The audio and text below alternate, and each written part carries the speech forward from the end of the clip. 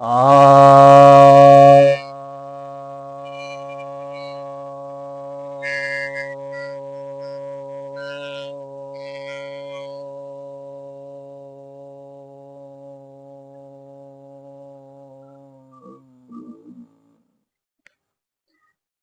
सभी भक्तजनों को सप्रेम नमन।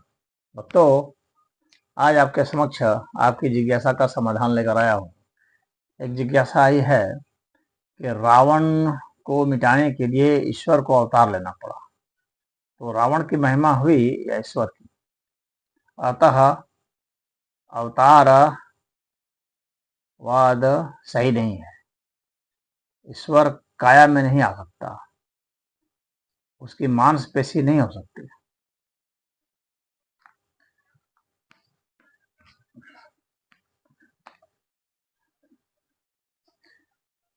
अवतारवाद का खंडन करने वाले लोग इस तरह के कुतर्क गढ़ते हैं। इसको मैं तर्क नहीं, कुतर्क ही कहूँगा, क्योंकि इन्हें ईश्वर के विषय में समझ उतनी गहरी नहीं होती है, इसलिए इस तरह की बात करते हैं। रावण को मिटाने के लिए ईश्वर का अवतार लेना पड़ा। मैं इसको फेज बाय फेज डील कर रहा हूँ। तो रावण की महिमा हुई ईश्वर की। तो पहली बात तो यह है कि आप यह सोच रहे हैं कि रावण अलग है और ईश्वर अलग है। तो सबसे पहले आपका जो कंफ्यूजन है वो यहीं पर है, तो इसको दूर कर लें। रावण जो है ना, वह ईश्वर का ही रूप है।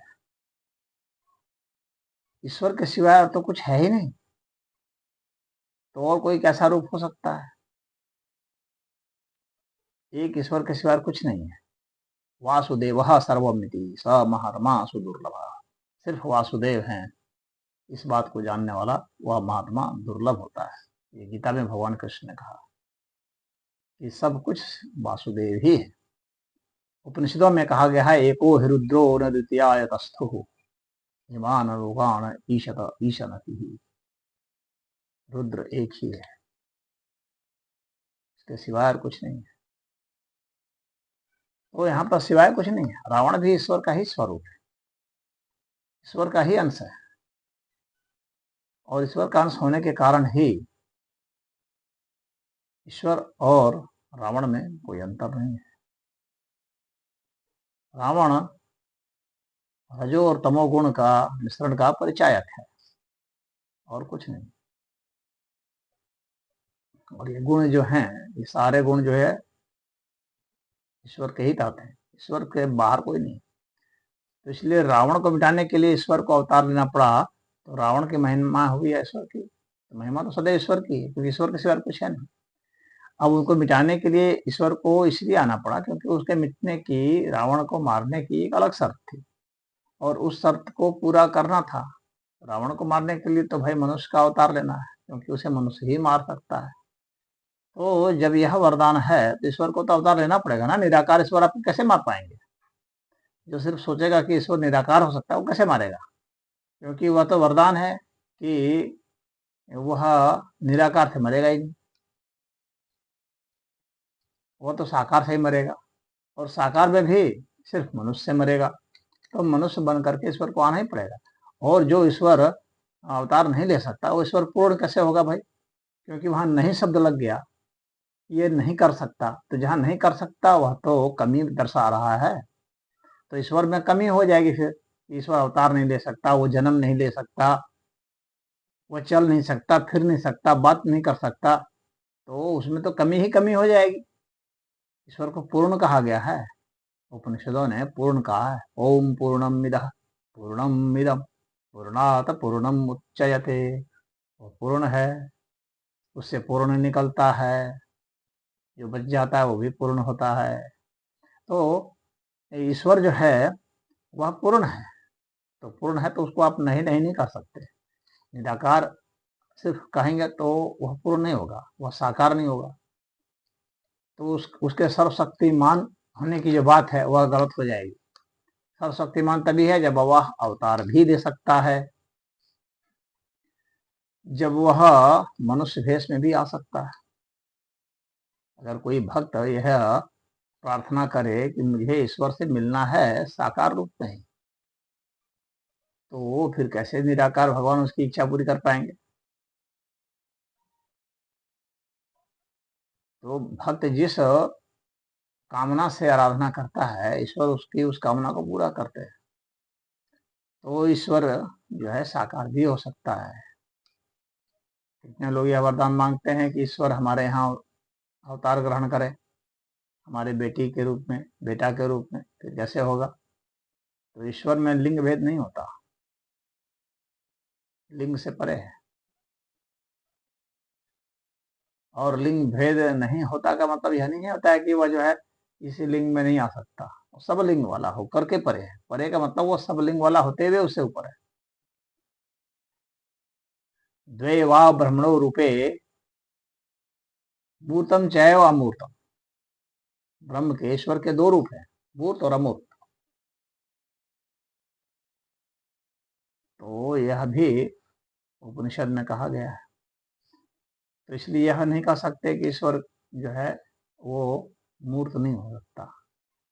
तो इसलिए यह रॉन्ग फिलॉसफी के आधारित यह प्रश्न है कि ईश्वर को जिसने डिलिमिट किया हुआ है, जिसने ईश्वर को सीमित किया हुआ है, उसकी तरफ से इस तरह के प्रश्न आते हैं कि ईश्वर अवतार नहीं ले सकता, तो ईश्वर की महिमा नहीं हुई।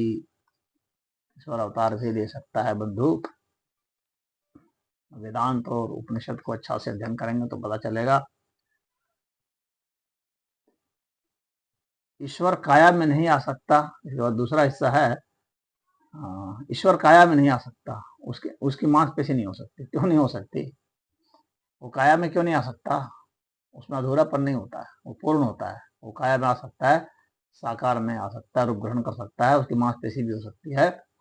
और उसकी मांसपेशी आपकी मांसपेशी जैसी नहीं, बल्कि दिव्य मांसपेशी होती है। भगवान कृष्ण जो है ना 125 वर्ष के भी थे तो बूढ़े नहीं हुए थे। आपकी मांसपेशी और उनकी मांसपेशी में बहुत अंतर है। बुढ़े नहीं हुए थे, उनमें वैसी शक्ति विद्यमान थी। और उस समय भी युद्ध किए, और युद्ध किए ही नहीं बल्कि युद्ध में परास्त भी किया सबको। पूरे यदुवंशियों को परास्त कर दिए। बलराम और श्री कृष्ण ने पूरे यदुवंशियों का नाश कर दिया।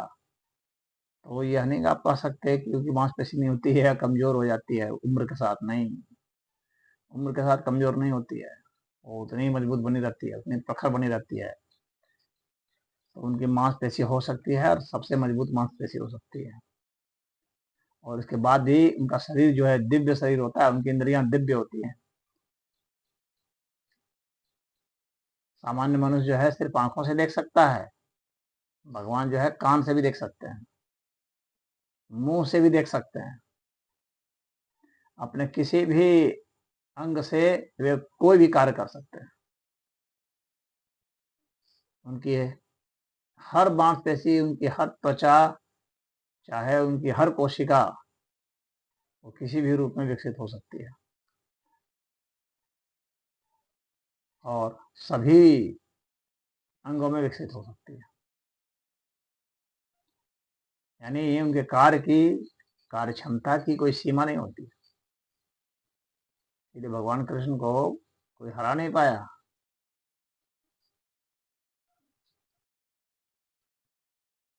तो इसलिए राम को आप साधारण मत समझिए, वो ईश्वर हैं। तो उनकी मांसपेशी भी हो सकती है, उनकी काया भी हो सकती है, और इसके साथ ही वे इससे ऊपर भी उठे रहते हैं। वे जब तक चाहें धराधाम पर रह सकते हैं, फिर अपने लोग कोई आ सकते हैं, सब शरीर भी जा सकते हैं और अशरीरी होकर के भी आ सकते हैं, उनकी इच्छा। मुझे उम्मीद है आपको इसका हल मिल गया होगा। हरिओम।